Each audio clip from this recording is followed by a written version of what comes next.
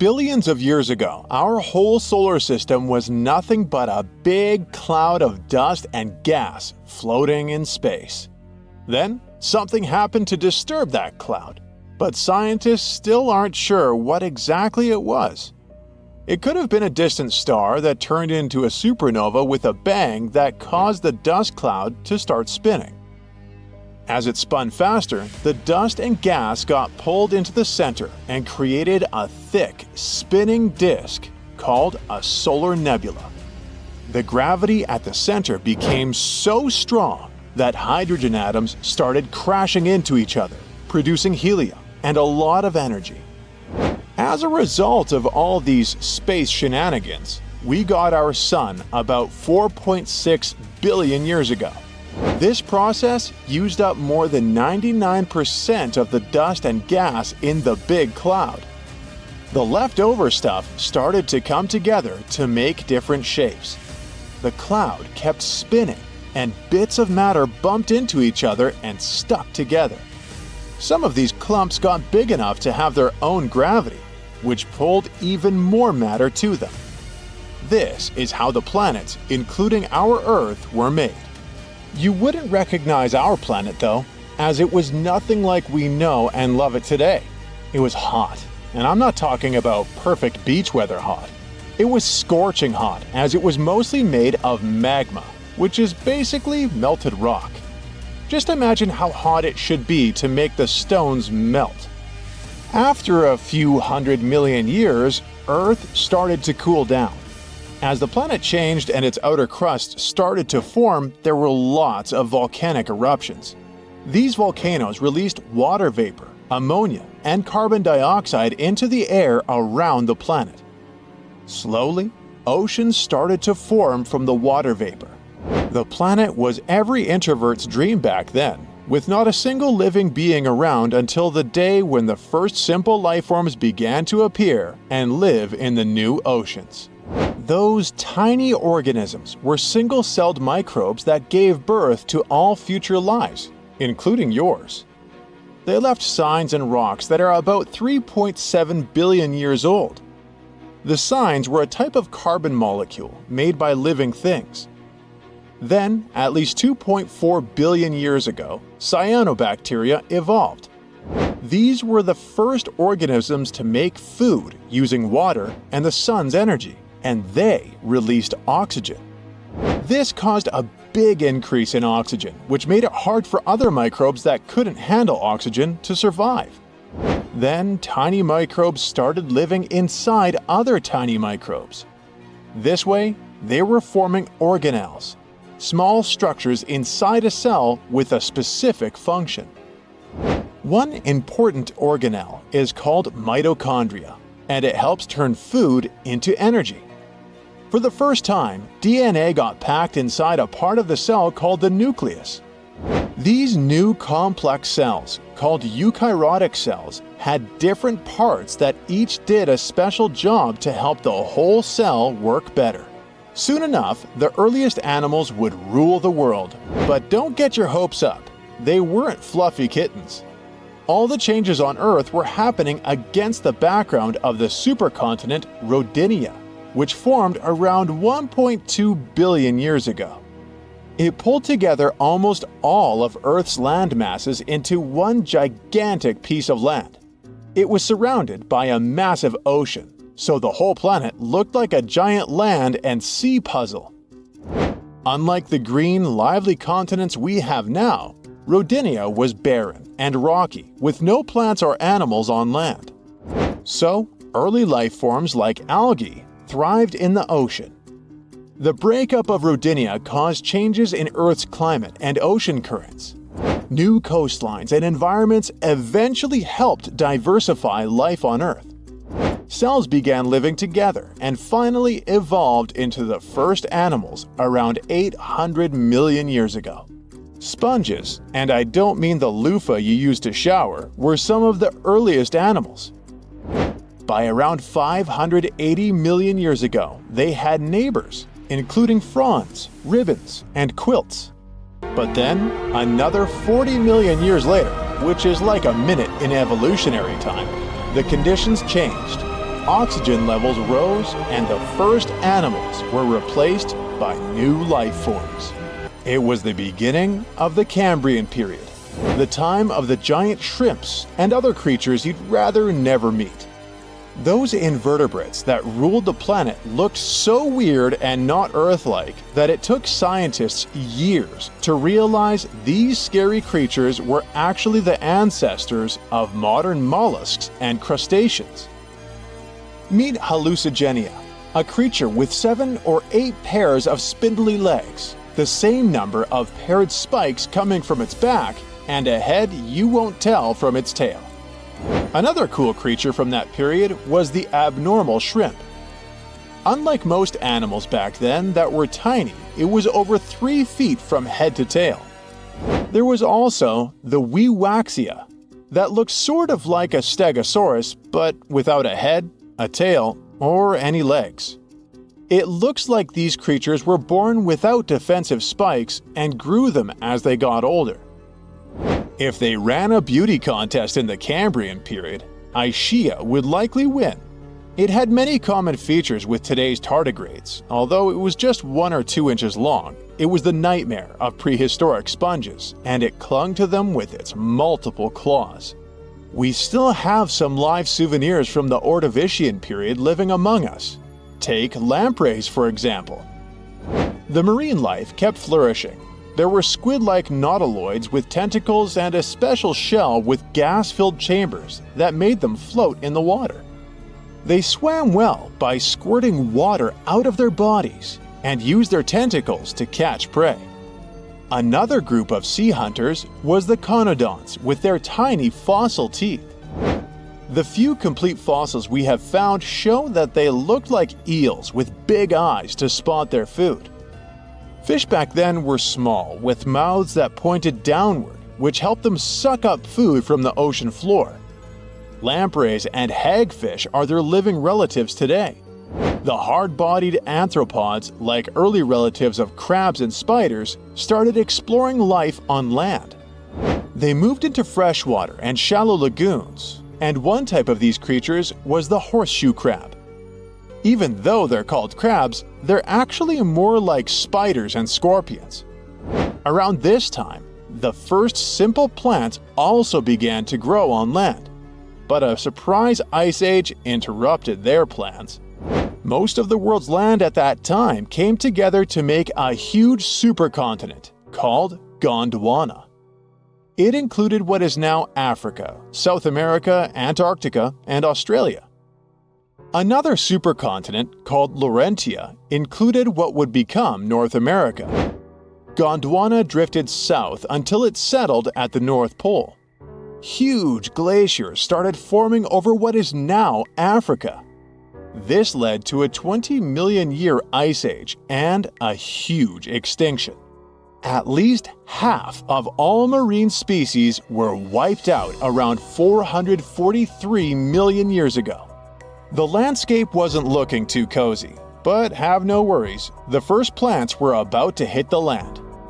As temperatures rose and sea levels climbed again, the oceans began to recover during the Silurian period.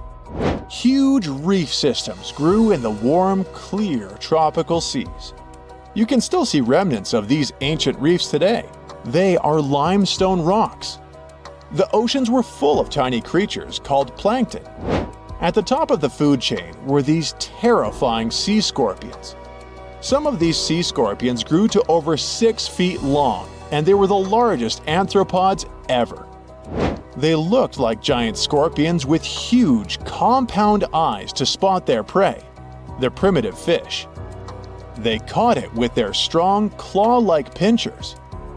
Speaking of fish, they were starting to change and found new ways to eat, not just by sucking up food from the ocean floor. A group of spiny sharks developed jaws which made their mouths more dangerous. Even though these jawed fish weren't very big during this time, they were becoming better hunters and would later become top predators. On land, the first tiny, creepy crawlies began to show up. They were primitive centipedes and early ancestors of spiders. The first plants on land didn't have leaves, but they could stand up straight, thanks to their stiff stems. They also had special tubes inside them to move water and nutrients around, just like how our veins move blood. Mosses and other small plants soon followed and helped create a better environment for animals to start living on land too. The climate was nice and warm. The supercontinent Gondwana was still near the South Pole, but the big ice sheets from before melted away. Plants continued to grow and change during the Devonian period, but you'd probably be more impressed by a millipede as long as a car. If you visited the Earth back then, you'd wander in the first big forests made up of lycophytes, horsetails, and ferns. By the end of this period, the first successful trees appeared. They could grow really tall, up to 98 feet, about half as tall as the Leaning Tower of Pisa, and had thick trunks about 3 feet wide. They didn't have real leaves but had fern-like parts growing right on their branches and used spores to reproduce. The insects of that time were pretty wild. One of them was a huge dragonfly with wings as wide as a big pizza. This giant dragonfly lived in open places where it had room to fly, and its big eyes helped it spot its food, smaller bugs. It used its spiky legs to grab the insects it wanted to eat. Another monster from that time had wings about 22 inches wide and a mouth that looked like a beak. On the ground, the biggest bug ever known on Earth was wandering wild and free. It was a millipede as long as a car that likely ate fruits and seeds. The insect grew into such giants thanks to the extra oxygen in the air, up to 35% instead of the usual 21%. They could easily breathe even when they were huge, and there were no big birds to eat them, so they could grow really big and explore land and sky with nothing to worry about. But not for long. Fish started changing into the first animals that could live on land. These early fish had special fins that worked like arms and legs, and they could explore new, swampy areas where there were lots of plants and no big predators. One of the oldest animals that show this change mostly lived in shallow water, where it walked on the bottom. It had a head that looked like a crocodile's, and it could move its neck and breathe air through its nostrils. It grew up to 10 feet long. Its back fins were bigger and stronger than the front ones, which helped it move on land. At the end of the Devonian period, Earth went through 2 long extinction periods when up to 70% of sea creatures disappeared. But the plants and animals living on land mostly survived these tough, cold times. It also had a cool, distant cousin, coelacanth. This fish was almost 5 feet long and had 4 fins that looked like limbs, but it never moved to land. It adapted to life in deep water, hiding in caves during the day and hunting at night. This deep-sea lifestyle probably helped coelacanth survive 4 of Earth's major mass extinctions. For a long time, people thought it was extinct until one was found off the coast of South Africa in 1938. So yep, it still lives in the deep parts of the Indian Ocean. During the late Paleozoic era, animals including a crazy mix of a polar bear and a saber-toothed cat got all independent and didn't have to live near the water anymore. They started laying eggs on land. Fish were becoming more different from each other, and trilobites were starting to disappear. New plants called conifers were growing, and 2 new types of animals also appeared. There were marine reptiles like early lizards and snakes and archosaurs, which later turned into crocodiles, dinosaurs, and birds. This period is sometimes called the Age of the Cockroaches, because an early kind of cockroach was lurking all over the world. But there was something way cooler than a cockroach, like a mix of a polar bear and a saber-toothed cat. It was an early relative of today's mammals with long legs that helped it run fast. It had sharp, saber-like teeth that could slice through the necks of huge plant-eating animals, but it used its teeth to rip big chunks of meat rather than chew. Scientists aren't sure if it had scales like its older relatives or fur like its mammal cousins, but they found hints of ancient poop that smaller relatives had hair, so this guy probably did too. There was also a big reptile that lived in the cold deserts of Eurasia. Imagine a creature as big and heavy as a black rhino, weighing about 2,400 pounds and stretching around 10 feet from head to tail. It was covered in thick, bumpy plates all over its body, which helped protect it from predators. Because it was so heavy and slow, it couldn't run fast, so these tough plates were its best defense. To stay so big and strong, Scutosaurus had to eat a lot of food all the time. It was one of the first big plant-eating animals to live on Earth. These animals were like early versions of big dinosaurs that came later. Even though Scutosaurus looked a lot like those dinosaurs, it was not closely related to them, kind of like how we're not closely related to whales and dolphins. The closest living relative to Scutosaurus is the tortoise, another slow-moving armored reptile. When you look at this guy, Dimetrodon, the first thing you notice is the big sail on its back that could remind you of some dinosaurs, but it was actually more closely related to us. It was a proto-mammal and had some unique features, especially in its skull. It had a small hole behind its eyes where jaw muscles attached, which is something dinosaurs didn't have. Dimetrodon also had different types of teeth for different uses, unlike dinosaurs that had rows of the same kind of teeth. The sail on its back was probably used to show off and attract mates, or scare away rivals. The last period of the Paleozoic, called the Permian, ended with the largest mass extinction on Earth ever. It wiped out more than 90% of all the species on the planet.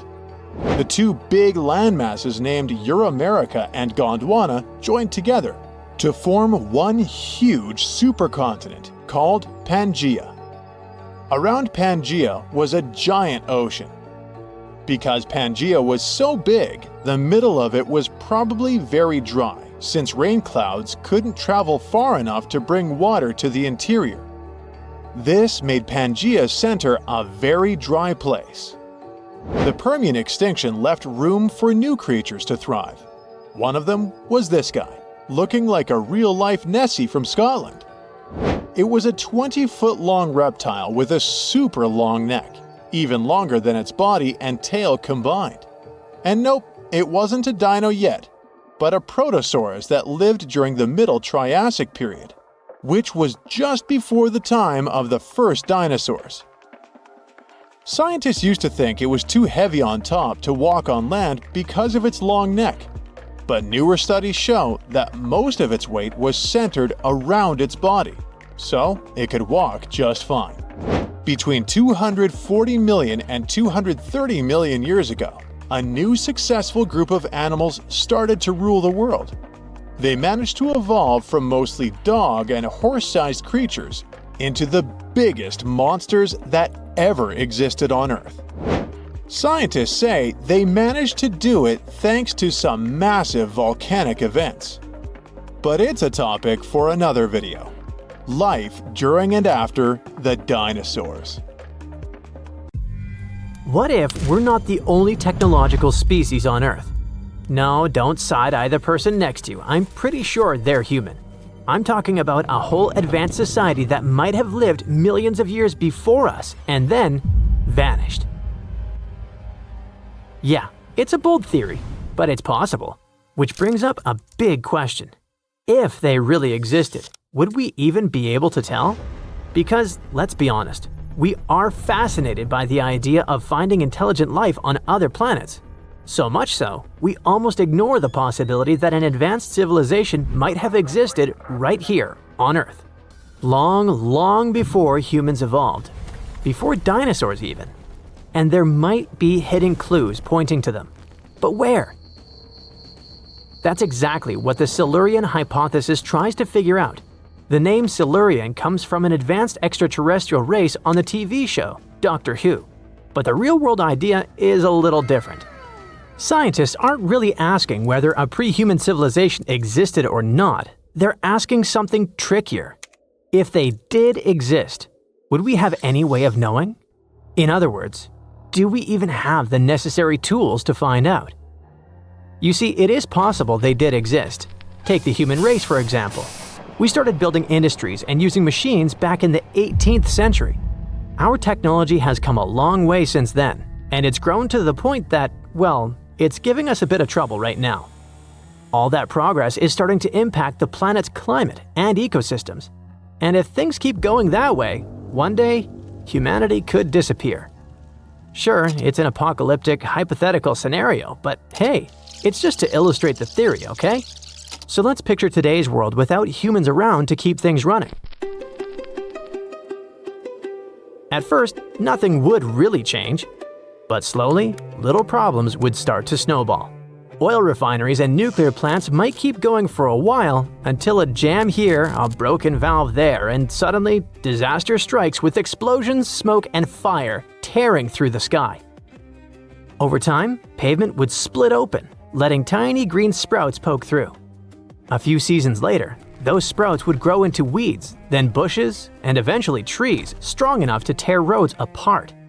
At some point, our concrete jungles would turn into real green ones. And it wouldn't stop there. Bridges, buildings, entire skylines would crumble. Even the things we think will last forever, like plastic, would, over time, be swallowed by the Earth. Fast forward a few 100 million years, and Earth has completely resurfaced. Any direct evidence of our society would be long gone. Fossil evidence would fade away, and thanks to erosion and shifting tectonic plates, even our biggest cities would vanish in the blink of an eye, at least in geological terms. Now imagine Earth becomes home to a brand new intelligent civilization, and the scientists of this future species are trying to prove that we, humans, once existed. Let me tell you, they would have a ton of work ahead of them. That's because without any actual human-made objects left behind, they'd have to look for the geological fingerprints of our activities. In other words, features in rocks or minerals that tell scientists what happened on Earth long ago. They might check for unusual spikes of carbon, for example, but even then, the clues wouldn't be crystal clear, for reasons I will get to in a second. For now, my point is, it'd be just as hard for us to uncover traces of an ancient technological species. We wouldn't find any statues, no buildings, because nothing will be left standing after millions of years. Still, if they existed, they would have had the same basic needs as modern humans.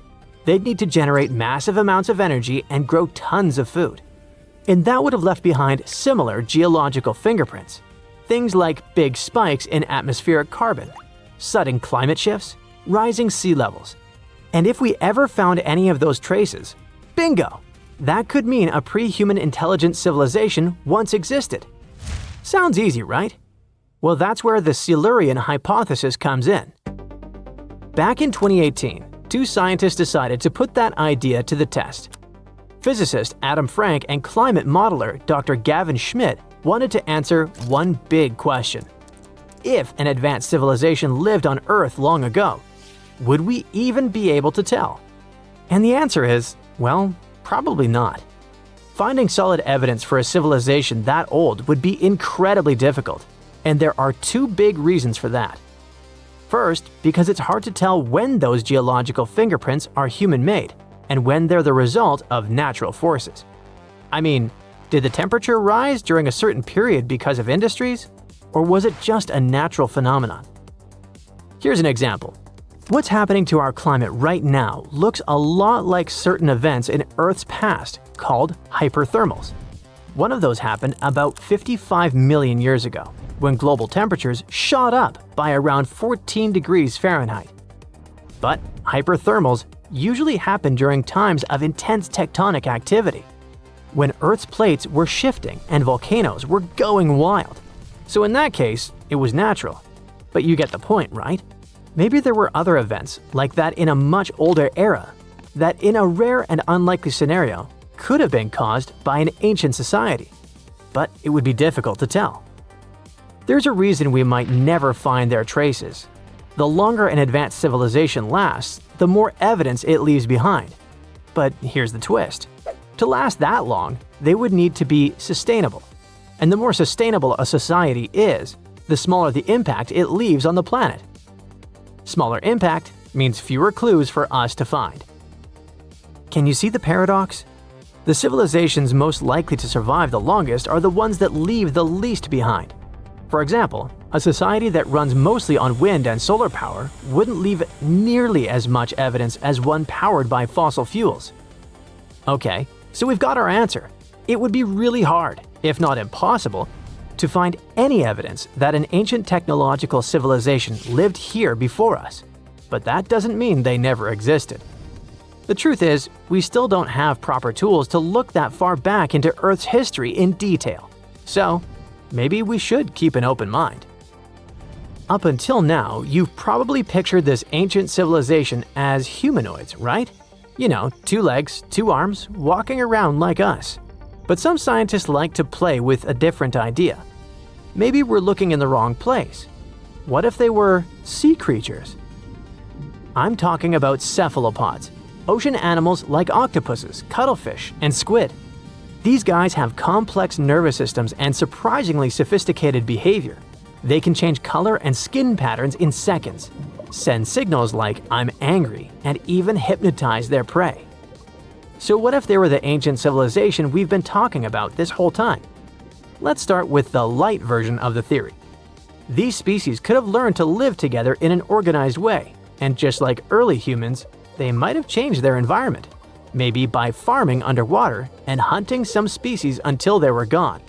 Maybe that could count as an early stage of a society. Even if that were the case, they never reached what we'd call an advanced stage of civilization. I mean, we don't see squids building spacecraft or octopuses working in IT. They never went through an industrial age or a space age. And if they're not a technological society, then they're not the answer to the Silurian hypothesis. So yeah, we're still left with nothing. And in the scientific community, this whole idea's even got a funny nickname: the most interesting hypothesis that's probably false. But here's the thing.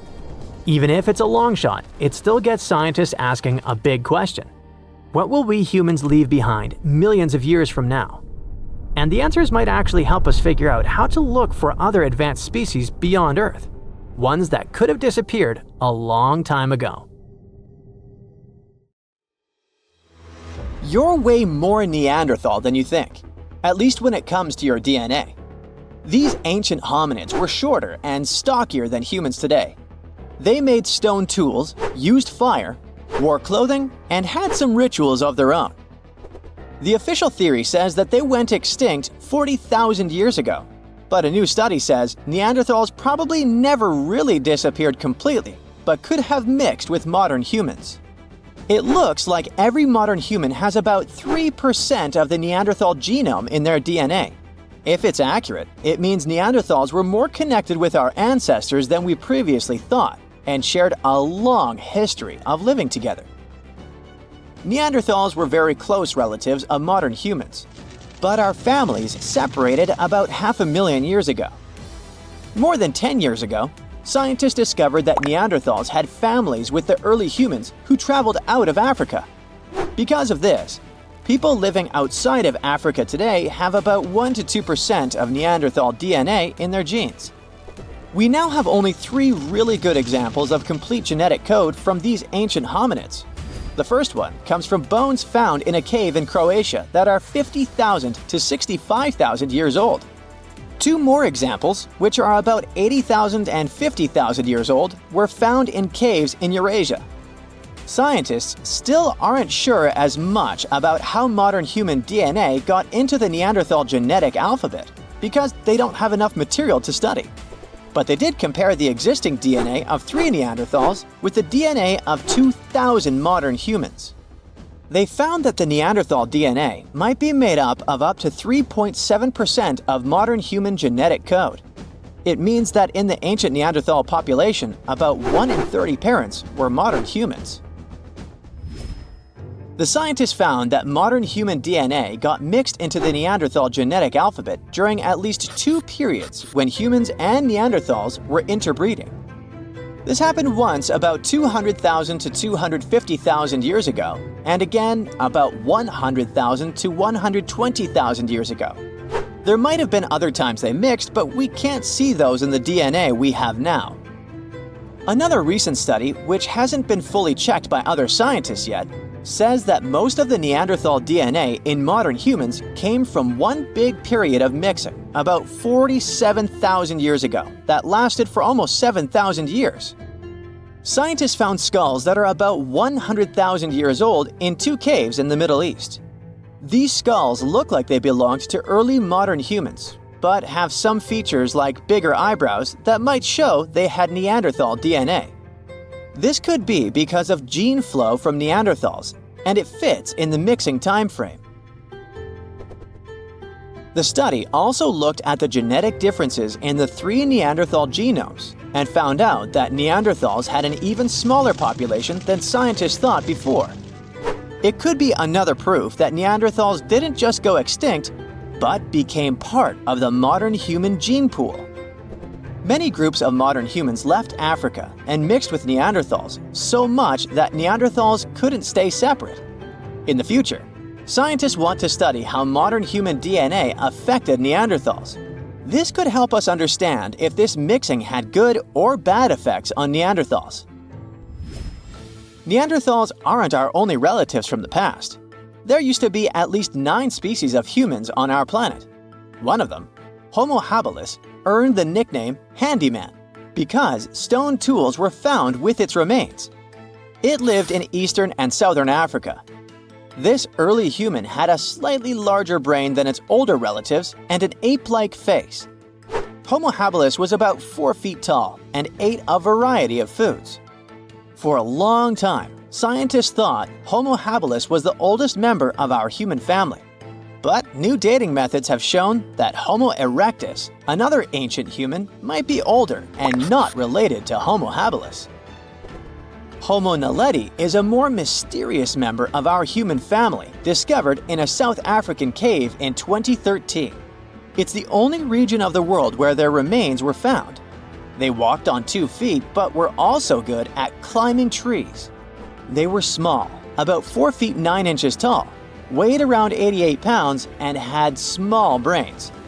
We don't know much about how they lived since we haven't found stone tools or other cultural evidence. But some scientists think they might have buried their deceased and made cave art. In 2010, scientists found some fossils in a cave in Siberia, but they weren't sure what species they belonged to.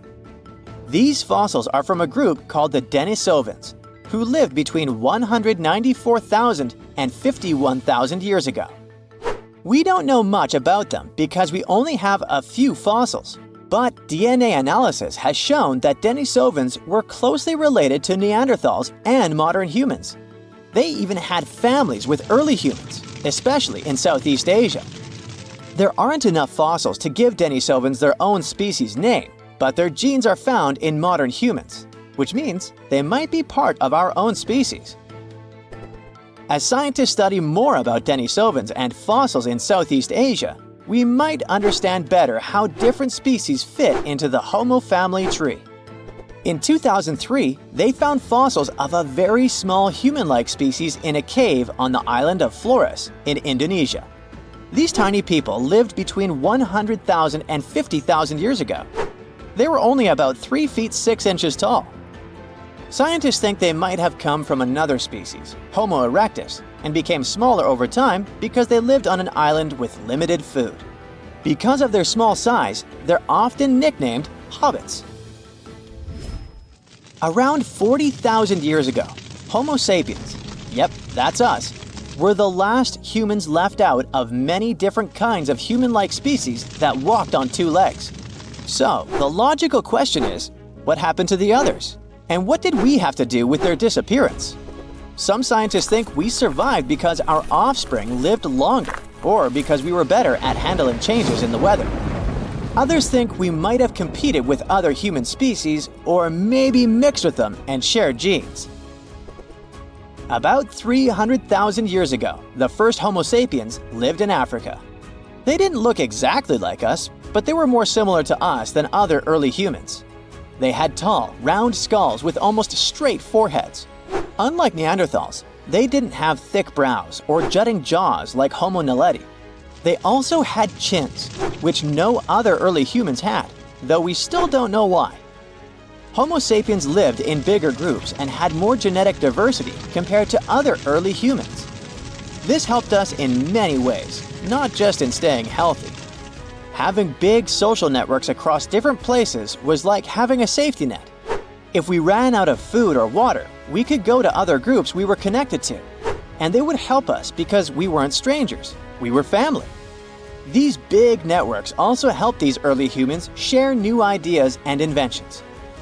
A big simulation showed that later species of humans could live in many different environments because of these wide networks and the ability to adapt. We know that Neanderthals were really smart, but Homo sapiens might have been just a little bit smarter. Small inventions like weaving and sewing needles could have given Homo sapiens an edge. Scientists have found evidence of weaving from 35,000 years ago and sewing needles from 30,000 years ago. Weaving lets you make things like baskets and nets to catch food. Sewing needles help you make better clothes and tents, which keep you and your youngsters warm and safe, which is very important for survival. Hey, check this out. Does this pebble look like a face to you? Especially with that red dot in the middle. If yes, you might be staring at the world's first emoji. It was uncovered in Spain and it's 43,000 years old. And that red spot was made by a Neanderthal with a finger. That means this isn't just a dot, it's the oldest fingerprint ever found. But was this really a nose on a grumpy face? And why is that important? Because it hints at something big, a mind seeing shapes, then choosing to add meaning. The palm-sized rock was discovered in a Paleolithic rock shelter tucked away under some light-colored chalky cliffs. It was pretty much a natural overhang where Neanderthals used to hang out. They called it home tens of thousands of years ago. As for the pebble, to me, the dot seems like a random ketchup stain from ages ago. But real archaeologists know better. The neat placement instantly caught their attention. After running tests, they determined that the stain wasn't natural. It seems intentional, not random. Their guess? Someone thousands of years ago may have dipped a fingertip into a mix of ochre pigment and water, then pressed it onto the stone, leaving a tiny prehistoric stamp. To put that theory to the test, they called forensic experts from Spain's national police. At first, the specialists were pretty doubtful. After all, this was the ultimate definition of a cold case. But with multispectral imaging, which lets scientists study surfaces under different wavelengths of light, something amazing popped up: clear fingerprint ridges. The print's rounded form showed it came from the tip of a finger. Comparing it with fingerprint databases, the evidence pointed to one likely candidate: an adult male, not a woman or a child. Finding any fingerprint this old is insanely rare. Pigments usually fade, rocks erode, and time wipes away delicate details like ridges. When it comes to fingerprints, the unique patterns actually form before you're even born. During pregnancy, they never change. You might wonder, could a clever criminal damage their skin to erase their fingerprints and fool the cops? Turns out that's basically impossible. Fingerprints aren't just on the surface. They form deep in the skin, in a layer called the dermis.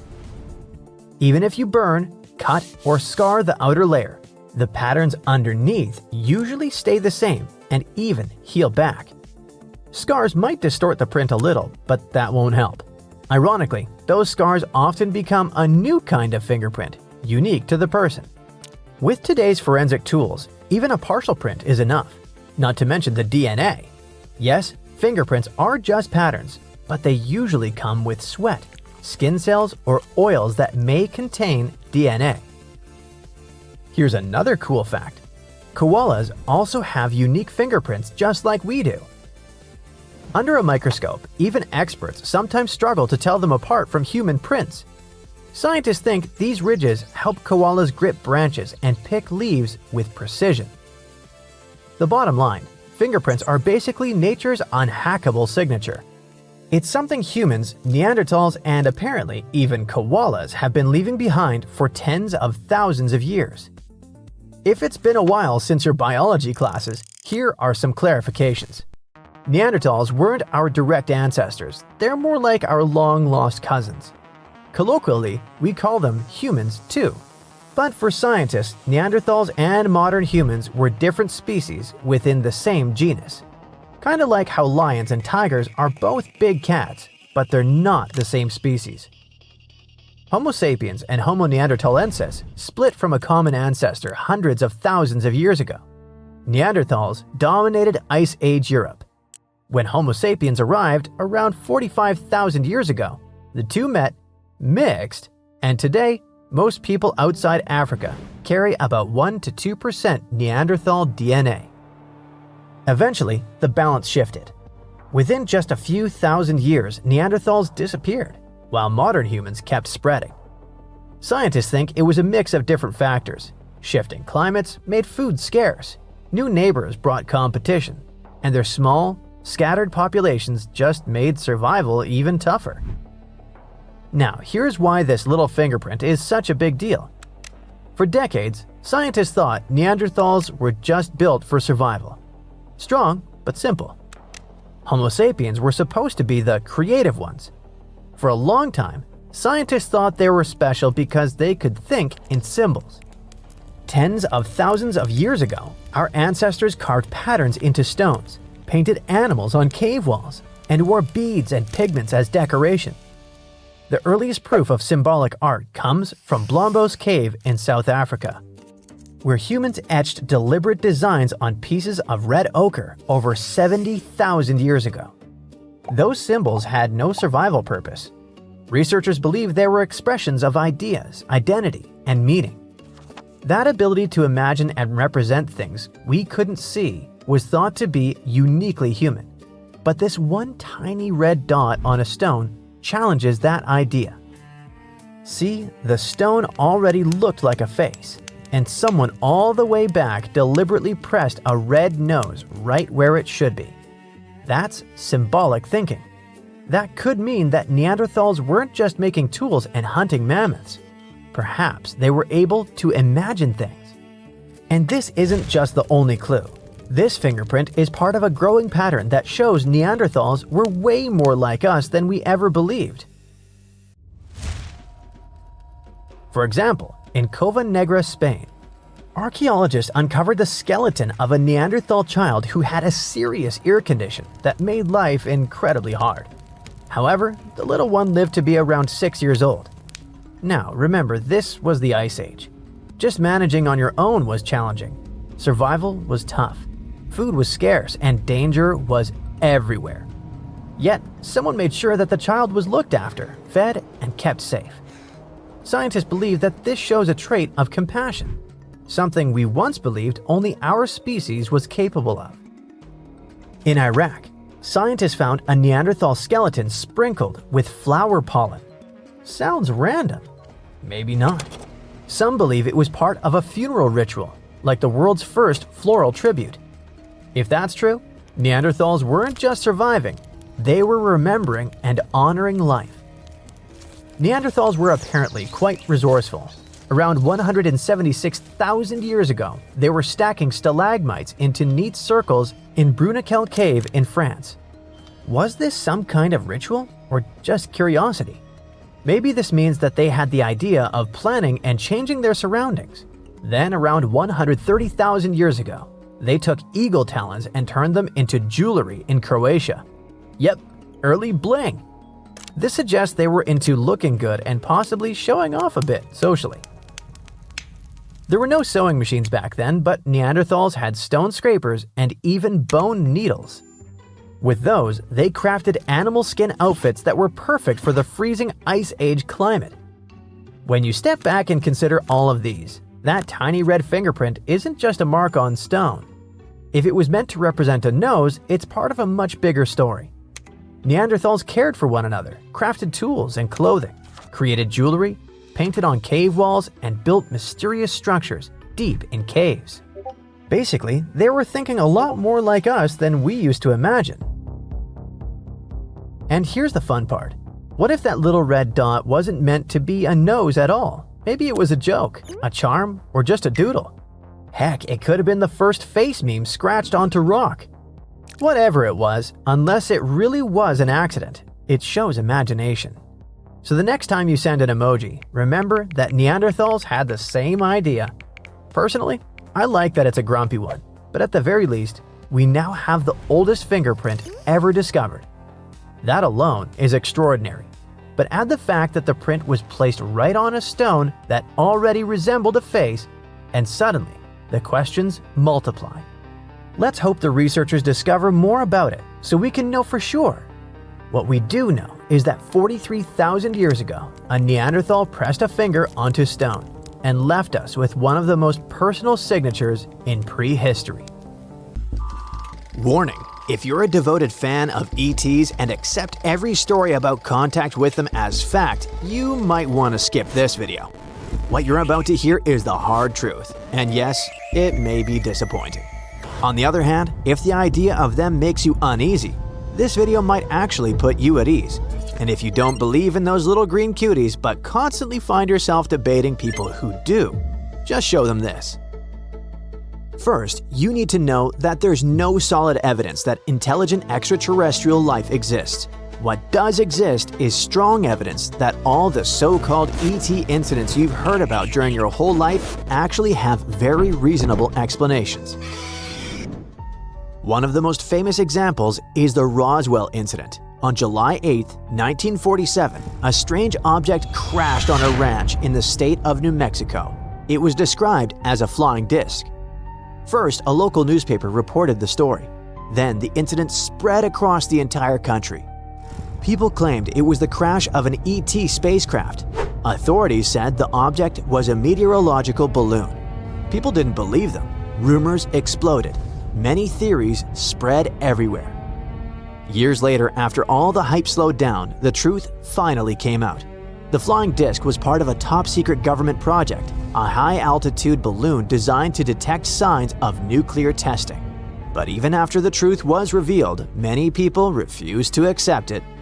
The Roswell incident became a full-blown cultural phenomenon, especially among UFO enthusiasts. Yet, among the thousands of books, articles, and documentaries about Roswell, you won't find a single verified fact proving an ET spacecraft was ever involved there. That same year, another mysterious object was discovered and also caught public attention. No one knows exactly where it landed, but many people connect it to the Roswell incident. At first glance, this metallic fragment seemed extraordinary. Its internal structure looked unlike anything known at the time, which led some to believe it was part of an alien craft. Further analysis showed the object was made from an alloy of magnesium and zinc, with traces of bismuth, lead, and other elements. Of course, the presence of these elements alone doesn't prove the object was made on Earth, since these substances exist throughout the universe. Then, scientists examined the isotopic composition of magnesium and the rest of the materials, and they determined that the alloy was manufactured on Earth. Still, one thing about the sample raised eyebrows: bismuth. Some people speculated that aliens might use bismuth in some kind of propulsion or flight system. However, these ideas were purely speculative. The bismuth found in the samples contained impurities, which clearly showed it was produced using ordinary Earth-based manufacturing methods, not any unknown technology. But that technology would require a pure bismuth alloy. Unfortunately for UFO fans, the analysis showed that the bismuth in the sample contained lead impurities, which is clear evidence that no alien technology was involved. It was created on Earth by people. However, its manufacturing process was unusual because of the specific mix of elements. The object also had damage caused by impact and heat exposure. Most likely, it was a component of another top-secret surveillance balloon. Okay, how about another alien-like incident? This is the famous but though less well-known WOW signal. In 1977, a radio telescope in Ohio detected a strange signal from deep space.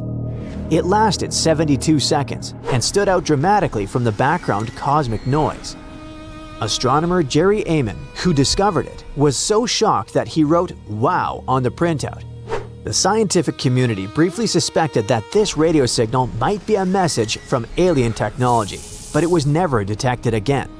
Later explanations suggested it may have been radio emissions from a neutron star, amplified by a cold hydrogen cloud. You can also find realistic explanations for other similar cases on the internet. However, Roswell and similar cases happened decades ago. But what about modern stories? You've probably seen videos recorded by pilots showing fast-moving, elusive objects in the sky. Scientists carefully analyzed these videos and found something interesting. The observed behavior contradicted the laws of physics. If an object moved that fast through air or water, friction should produce a visible heat trail or plasma glow. But nothing like that appears in the footage. Does that mean it's alien technology? Probably not. A much simpler explanation is that the cameras used weren't advanced enough to capture what was actually happening. We don't know the distance between the object and the camera. We don't know its real speed. It could be a visual artifact, a sensor glitch, or a lens distortion. If you still believe these recordings show real UFOs, ask yourself this: why, after all these years, do we still have no high-quality footage? Why is it always low resolution, blurry, and often black and white? Millions of unclear images mean nothing compared to a single clear, high-resolution video, and we don't have one. The probability that UFO sightings are optical illusions or sensor errors is far higher than the probability that they represent alien spacecraft. Many people simply want to believe in ETs, so they amplify hype about any news hinting at extraterrestrial technology. A perfect example is Oumuamua, the first known object to enter our solar system from interstellar space. Some people panicked, claiming it was an alien probe. In reality, it was almost certainly an interstellar asteroid-like object. Remember the more recent panic surrounding 3I Atlas? Online rumors claimed it was an artificial object that would approach Earth in November 2025 and change our lives forever. November has passed, the object is now moving farther away. No alien invasion happened. So does that mean the only way to find extraterrestrial life is to wait for random space rocks to pass by? Or hope someone records a UFO in 4K, or 1080 at least? Can we actually do something ourselves? Yes, we can search for technosignatures. Technosignatures are signs of technological activity that intelligent life could do. These are biosignatures like microbes or molecules that suggest simple life. But searching for biosignatures across space is incredibly difficult. Technosignatures are easier. They include radio signals, laser emissions, or atmospheric pollutants such as carbon dioxide or methane. Earth itself emits technosignatures detectable from afar, so why not look for the same on other planets? Where do we start? There are over 6,000 known exoplanets. Any alien technology would be based on the same physics and chemistry as ours, because the laws of physics are universal. Maybe massive solar panels on a distant planet produce excess heat we can detect. Or perhaps large-scale industry releases chemicals visible through powerful telescopes. There's a checklist of technosignatures scientists look for. When something matches the list, the real work begins. Researchers must confirm that the signal comes from technology, not a natural process in space. A few years ago, astronomers observed a Tabby's star, about 1,280 light-years away. Then, they noticed that it began to darken as some huge object blocked it. Its unusual dimming led to speculation about alien megastructures. They suggested it could be some giant alien ship that parked near the star. In reality, it was just space dust flying around. That's why every technosignature requires careful verification. However, so far, no confirmed technosignatures have been found. Space is vast, the planets are distant. maybe we simply can't see each other yet. Even if there is intelligent life, our communication might be impossible with current technology for them and for us. One famous Italian-American physicist, Enrico Fermi, once summed this up with a simple question: where is everybody? No, how is it possible that no one in the whole cosmos has contacted us yet? Perhaps the most uncomfortable answer is the simplest one. Maybe we really are alone. Of course, there's a possibility that the aliens just don't want to get in touch with us, or they're still developing their technologies for interstellar connection. But let's be realistic. Aliens don't exist. Probably. The Sahara Desert is like a Mad Max movie. Scorching heat, endless dunes, and an overall barren wasteland. A place where no one could live, right? Well, forget all you know about it. Because 5,000 years ago, the Sahara was a lush paradise of grasslands, lakes, and rivers, and the home of a ghost civilization that vanished without a trace. Our tale begins in the 1930s, when a Hungarian explorer stumbled upon a cave in the middle of the Sahara. Inside, he found something bizarre: ancient rock paintings of people swimming in a lake, surrounded by giraffes, hippos, and crocodiles. At the time, everybody shrugged it off as some symbolic depiction of the afterlife, because really, who would imagine a lake in the Sahara? Well, fast forward some 70 years later, when a group of archaeologists made a discovery that flipped the script. In a rock shelter in Libya, they unearthed 15 mummies, along with baskets, ceramic pots, and other everyday items. This may look like prehistoric junk to most people, but to archaeologists, it was like uncovering a key piece of evidence. Those people weren't just passing through, they lived here. You see, those weren't just any mummies. They were some of the oldest naturally mummified humans ever found, dating back over 7,000 years. Take that, Egypt. Two of them still had readable DNA, preserved thanks to a rare natural mummification process, almost a miracle considering the Sahara's climate's ability to turn everything into, well, beef jerky. Scientists struggled to understand where those mummies came from for a while, because the mitochondrial DNA they recovered was not helpful at all. But thanks to scientific progress, they eventually managed to do a full genome analysis that revealed some weird secrets. Those people belonged to a human lineage that was completely unknown, and they lived isolated from the rest of humanity for thousands of years.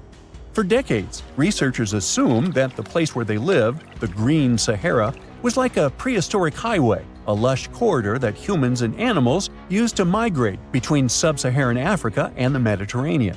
But the mummies demolished that theory, like a hippo sitting on a sandcastle. Their DNA showed zero genetic mixing with sub-Saharan and Eurasian migrants, keeping their genes pure for 7,000 years. Their closest genetic relatives weren't their neighbors living right below the famous desert, but some ancient hunter-gatherers from Morocco, and even some guys that lived in the Czech Republic, when it wasn't even a country yet, 50,000 years ago. We're not out of the woods yet, because those mummies also carried some teeny-tiny traces of Neanderthal DNA, just 10% of the amount found in modern Eurasians. Now, if you paid attention in school, then you know that Neanderthals lived in Europe and Asia, and early humans only mixed with them after migrating out of Africa. But those Green Sahara folks never left Africa. So how did they get Neanderthal genes? The leading theory is that their ancestors mingled with Neanderthals in North Africa 50,000 years ago before settling in the Sahara and cutting off contact with the outside world. Archaeologists also found cattle bones and tools made of stone and wood at that rock shelter, proving that those people led a thriving pastoral lifestyle. This discovery made scientists scratch their heads for a while because, you see, animal domestication was not developed in Africa. So how did they learn it if they never mingled with anyone? Did they have ancient YouTube tutorials? Probably not. The researchers believe they must have traded knowledge with neighboring groups, but just knowledge, no saliva. It's almost too hard to believe that no outsiders mixed with them. After all, who wouldn't want to live in a thriving civilization in the middle of a green paradise, drinking milk, eating meat, and even using animal blood as a protein source? Ooh, yummy. They didn't have to hunt for every meal, thanks to their livestock, and the abundant water made life pretty sweet. And yet, they never married outsiders. Why? Maybe it was a cultural choice to never date outside their own group. Or maybe the landscape itself kept them isolated. This is where scientists place their bets. They believe that the dense forests and rivers that existed in the Green Sahara acted like nature's no trespassing sign, creating a geographical barrier that isolates animals, plants, and whole societies. This isolation is the reason why their genes were so unique. These guys weren't swapping spit with anyone else. But this genetic time capsule almost didn't survive. For most of the last ice age, the Sahara was even harsher than today, a true dead zone where humans couldn't survive. 70,000 years ago, even the toughest people disappeared, retreating to the Nile Valley and the Mediterranean coast. Why? Because Earth was a climate bully. Massive glaciers stole all the moisture, weakening monsoons until rain clouds barely reached North Africa. Then came the knockout punches. Armadas of icebergs flooded the North Atlantic, triggering devastating droughts each time. This was the Sahara's ultimate keep-out era. Now, you're probably wondering how in the world the Sahara turned green after all this, and then went back to being a desert again. Well, it all started 15,000 years ago — I wasn't around then — when Earth was shaking off the last ice age. Our planet's axis was a bit wobbly, and because of that, the northern hemisphere got closer to the sun, getting extra sunlight and heat. This eternal summer turned North Africa into a giant moisture magnet, pulling water from the Atlantic and making it all rain down on the Sahara. The result of this ridiculous amount of rain was a lush savanna, complete with lakes the size of small countries. But the African humid period was not just a one-time miracle. The truth is, this eternal on and off switch between green and desert happened to the Sahara more than 230 times since the desert was born. During one of these events, the Sahara even expanded, getting bigger than it is today. So when the Green Sahara showed up, you can bet it brought the ultimate ecosystem glow-up. This wasn't just a light dusting of grass. We're talking full makeover. The transformation was so complete, it even reshaped animal populations. Cheetahs suddenly struggled with the new prey dynamics, while rodents like the multi-mammate mouse thrived in the suddenly abundant grasslands. But don't pack your prehistoric swim trunks just yet. This paradise had teeth. The Sahara was an ecological maze of crocodile-infested rivers, malaria-carrying mosquitoes, and big cats lurking in the tall grass. Crossing it would have been like playing a real-life game of Hungry Hungry Hippos. This is probably why more groups didn't settle permanently. The Sahara's climate cycled between wet and dry every 20,000 years, hardly a stable zip code. For most ancient people, it was smarter to treat the Green Sahara like an all-you-can-eat buffet, grab resources and leave before the desert returned. Still, this Green Sahara period lasted for 10,000 years, giving our mystery shepherds plenty of time to thrive. But around 5,000 years ago, Earth's axis shifted again, the rains moved away, and the Sahara dried up faster than a puddle in July. As the desert returned, the shepherds from the Green Sahara had no choice but to pack up their livestock and leave.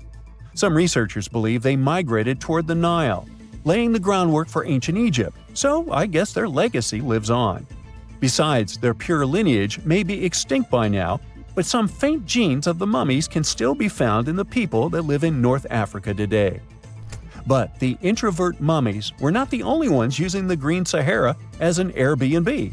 They actually had neighbors just around the corner, in a lakeside village in Niger to be exact.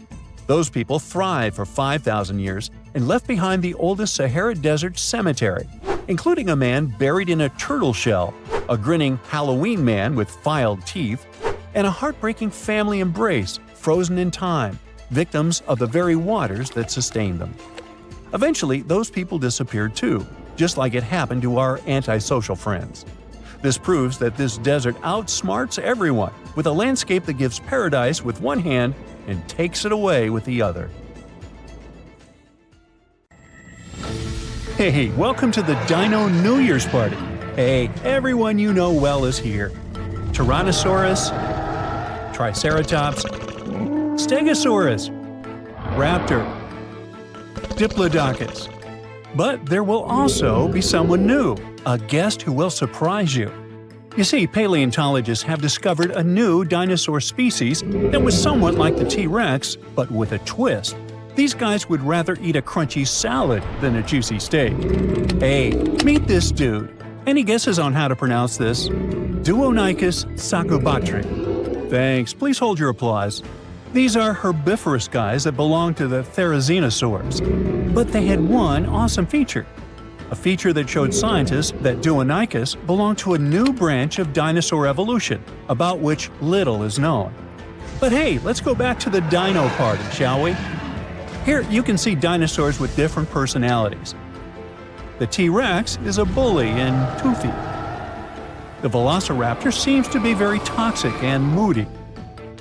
The Triceratops or Stegosaurus are aggressive but silent. You know, like those guys that don't touch anyone, but it's better not to mess with them. So among them all, the Therizinosaurus is a chill guy that will always help, will always keep you company at a party, and will never be annoying. Therizinosaurs lived in what is now Asia and North America during the late Cretaceous period, about 100 to 66 million years ago. Their anatomical features made them look more like predators, like the T-Rex. But therizinosaurs were herbivores, with large crescent-shaped claws. In some species, they reached up to 20 inches. Now imagine how dangerous these monsters would have been had they been carnivorous. But they used their claws to grab tree branches and eat leaves. The Duonicus was quite large, just under 10 feet in length. A hippo was about the same size, and their weight was about 600 pounds, which is almost half the size of a horse. Therizinosaurs had a long mouth, a bit like a duck's nose, and long front paws with 3 thumbs. But the Duonicus, that has been found recently, was unique because it only had 2 fingers on each hand. The 2-fingered dinosaur discovery has sparked joy among paleontologists. Okay, 2 fingers instead of 3, whatever, you might think. But it makes a big difference. It shows how dinosaurs evolved. The latest paleontology news reports that the discovery was made in Mongolia. It was the largest preserved claw in history. Its size was about 11 inches, and it had a curved shape. That means it was like a giant banana. The coolest thing was that the claw was covered with keratin. Our nails are made from this material too. Can you imagine? Large lizards that lived tens of millions of years ago had claws with the same composition as our nails. Nature is amazing, isn't it? Do you know this crazy theory that the T-Rex evolved into a chicken and the Velociraptor into an ostrich? There must have been tons of evolutionary changes. But the 2-fingered dinosaur discovery offers us a more understandable and more detailed explanation of how dinosaurs evolved. Therizinosaurs had 3 clawed fingers on each paw, but why did nature get rid of one of them? Scientists believe that it was practical. It's possible that a paw with 2 fingers was much stronger and more flexible than a paw with 3. This way, dinosaurs could grab vegetation and branches, like chameleons do. Scientists have also suggested that the 2-fingered long paw helped the dinosaur defend itself, care for its mates, and even play. It's hard to imagine what they could be playing at. Maybe they did high fives or high twos. It would be cool if they had used those paw pliers not only for taking food, but for fighting off predators. And speaking of predators, the T-Rex had a similar front paw structure, but its small paws were useless. It would be cool if the Duonicus could box with them or climb trees. Yes, it was an herbivore, but that doesn't mean that other bad dinosaurs could bully it. Let's just think that the Duonicus was kind of weak and formidable to the strong. That's why it would be the most welcome guest at the dinosaur party. But the strangest guest at this party would be the Deinonychus, named Terrible Hands.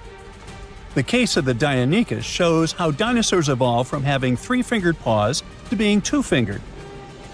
The Deinonychus shows that ancient lizards could evolve into a horse or something else. It sounds weird, but let's get to know this guy better. In 1965, the arms, hands, and shoulder girdle of an unknown dinosaur was discovered in the Gobi Desert in Mongolia. When paleontologists put the bones together, they got two long, creepy arms. For many years, those arms remained in the museum without a body. It looked funny and a little scary. Each arm was about 8 feet long. This is more than the tallest basketball players. Paleontologists were trying to find other dinosaur body parts in the Gobi Desert, but their attempts were unsuccessful. The Dinochirus became one of the most famous mysteries in paleontology. How big was the owner of such arms? What did it eat? How did it live? This remained unknown until 2014. According to the latest paleontology news about this lizard, a group of scientists from the Korea Institute of Geoscience and Mineral Resources has discovered other well-preserved remains of the Dinochirus. With their help, paleontologists have managed to recreate the lizard's appearance. And that breakthrough has turned out to be much cooler than the two-fingered dinosaur discovery. Are you ready? The Dinochirus was colossal, rather slow, with a horse-like head and a spine that formed something like a hump. It looks super weird, even for a science fiction movie. This new dinosaur species belonged to Ornithomimosauria, an ostrich-like species, agile and fast-moving. But not the Dinochirus. Instead of speed and agility, the dinosaur had a large size. It was 36 feet long and weighed 13,200 pounds, which is almost the weight of an adult elephant and the length of half a metro wagon. Despite its size, the Dinochirus was quite harmless. Its long muzzle looked like that of a duck or a horse. It also had no teeth. So for tyrannosaurs and other predatory giants, it was an easy lunch. And this is not just a guess. Scientists found bite marks on the discovered skeletons of this dinosaur. It seems this poor big dude met some really bad and hungry guys. But what was lunch to this strange lizard itself? It ate almost everything: soft plants, algae, small vertebrates, and fish. It sucked food from the bottom of lakes and rivers with its beak and tongue and swallowed stones to help grind the food. Those stones crushed the pieces of food and thus helped the stomach to digest stuff more easily. The dinosaur used its terrible hands to dig and pick up food from trees and the ground. But the strangest part of its body was its back and tail. The bones at the end of its tail were joined into a single structure called a pygostyle. This thing supports the feathers of modern birds. Now, it's possible that the Dinochirus waved its tail like a fan, and its back had thick bone spikes that stuck up from its spine. Considering that those bones were covered with skin, the whole strange skeleton structure looked like a sail. You know how dinosaurs evolved to have such a strange shape, and probably ask yourself, hey, what's the point? Well, scientists believe that the ligaments coming out of the spine help support the dinosaur's heavy belly and legs. To better understand how that could work, imagine cable-stayed bridges. Long vertical beams have many cables that hold the roadway. Similar, the Dinochirus spikes and ligaments help to hold the dinosaur's weight. Now, back at our dino party, it would be a shy, tall dude who accidentally drops a drinking glass and makes you feel awkward. It's lonely. It dreams of finding friends. And it will surely find them. A Diplodocus would make a great buddy. A herbivorous dinosaur with 2 fingers that looks like a predator and a horse-like giant with 2 long arms show us how diverse dinosaur evolution can be. T-Rex, Velociraptor, Diplodocus, and others are the superstars of the ancient world. It would be cool if paleontologists could discover new dinosaur species that would remove the old guard from their pedestal of fame. Would you like to see a movie starring the Dinochirus and the Duonicus? Hey, I would. Throughout time, scientists have managed to uncover about 6,000 early human fossils, ranging from skulls to teeth. For some of these fossils, it was a breeze. Researchers could instantly identify them as belonging to, say, the Neanderthals. However, when it came to others, things got a bit trickier. Some fossils just didn't fit into any existing categories. So, what categories of prehistoric humans do we actually know about? Well, up until recently, we recognized 8 different species of early humans. One of these is Homo habilis, which means handyman. You'll recall that Homo is Latin for human. They resembled regular primates, but were pivotal in our evolution. They were the first to create stone tools, which significantly aided their daily activities, such as butchering. Next up, we have Homo rudolfensis. These guys were larger than Homo habilis and boasted bigger brains, but they were still quite distant from modern humans. For example, even though the neurological structure of their brains was becoming more complex, they were probably not capable of using any form of actual spoken language. Then came Homo erectus, the first to walk upright, followed by Homo antecessor, which is considered the last common ancestor of modern humans and Neanderthals, along with a host of other Homo species. Meanwhile, we're still piecing together the story of the enigmatic Denisovans. Our knowledge of Homo naledi is pretty limited too, since it was only discovered in 2013, and it is species number 8. Interestingly, Naledi means star in the Sotho language because they were found in a cave called Rising Star. Scientists were taken aback by them. Everything suggested they were around 2 million years old. But after closer examination and some tests, it turns out that the Naledi species is much younger, between 236 and 335,000 years old. Their hands were adapted to making tools, yet no tools have been found nearby. Long story short, they're a puzzling species, and there's still so much more to learn about them. So even though today we have only one human species on our planet, Homo sapiens, we continue to discover ancient species that are long gone. Now you might wonder why researchers study these extinct species. The truth is, they need this knowledge to piece together the intricate narrative of our prehistoric past. In 2024, a significant discovery emerged, the 9th human species, named Homo giluensis, which translates to large-headed. Researchers suggest that this species hunted wild horses, crafted stone tools, and processed animal hides to survive harsh winters. A researcher from the University of Hawaii noted that the discovery of this potential new species came about while his team was developing a novel method for classifying fossil evidence. Interestingly, one potential representative of Homo giluensis isn't entirely new to science. The Denisovans, first identified in 2010 through DNA analysis of a finger bone found in Siberia, have yet to be classified as a distinct species. Some scientists propose that they may actually belong to this newly identified group.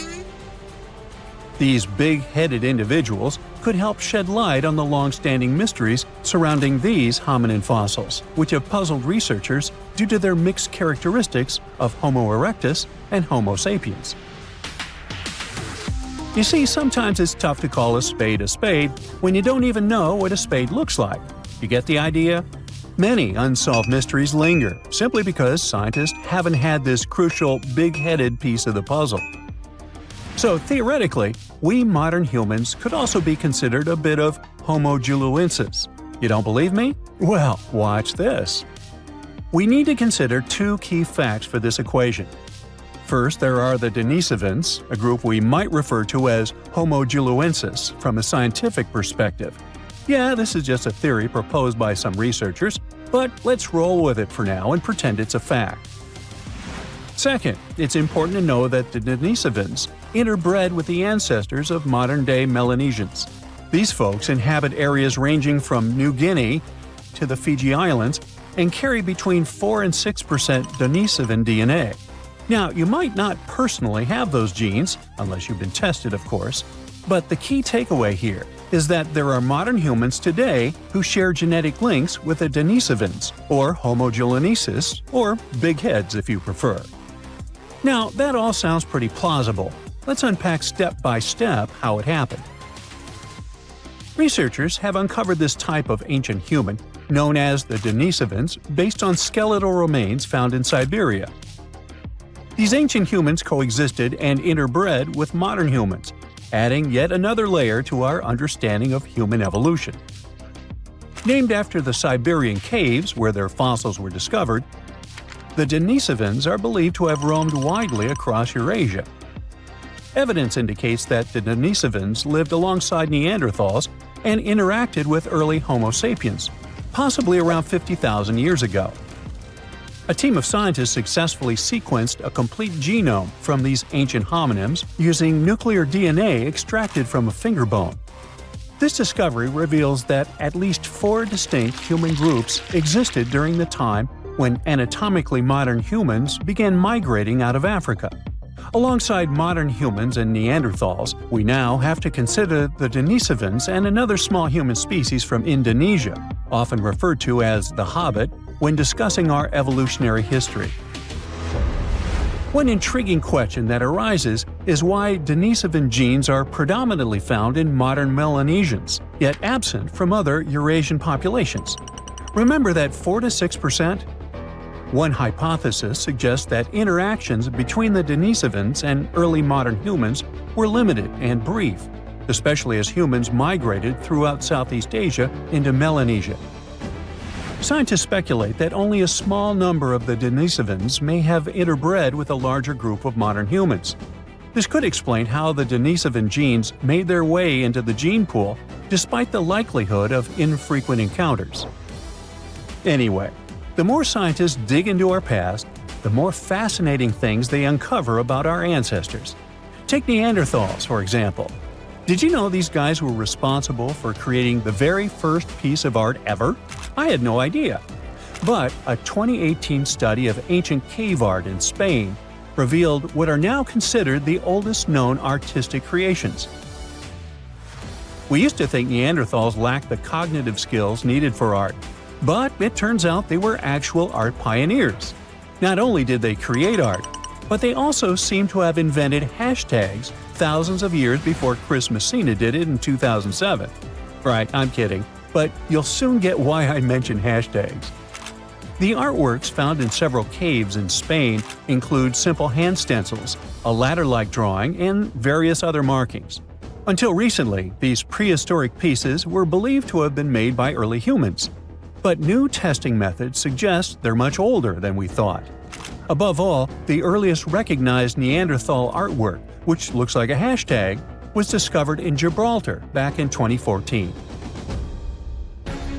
To determine the age of these artworks, scientists employed advanced dating techniques using eHarmony and Match.com. Oops, wait a minute, wrong dating techniques. They actually used uranium and thorium radioisotopes instead of the traditional carbon dating. Once the necessary tests were completed, they confirmed the art was approximately 65,000 years old, 15,000 years older than the previously oldest known art from Indonesia. At that time, the only species around were Neanderthals, so it's safe to say they were behind these creations. Modern humans didn't arrive in Spain until about 20,000 years later. Hey, it was a long commute. That rules them out as the hashtag creators. The hand stencil was likely created intentionally, with the artist preparing the pigment and applying it over their hand. Plus, the caves also contain a collection of painted seashells that are an astonishing 115,000 years old. Some of these shells have been drilled, suggesting they might have been used as jewelry.